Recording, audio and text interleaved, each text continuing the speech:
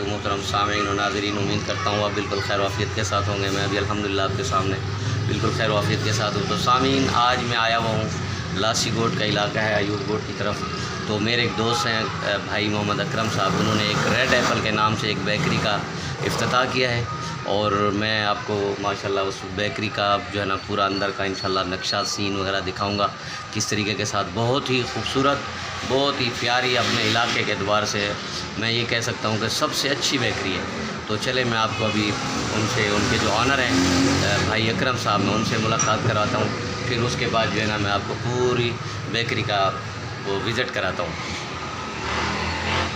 तो ये भाई अकरम साहब हैं जो है इन्होंने जो है बेकरी का इफ्तिताह किया है और माशाल्लाह बहुत ही प्यारी और ख़ूबसूरत बेकरी है। मैं आपको इंशाल्लाह इसका दिखाता हूँ सीन, तो इंशाल्लाह आपको देखकर बहुत ज़्यादा खुशी होगी। तो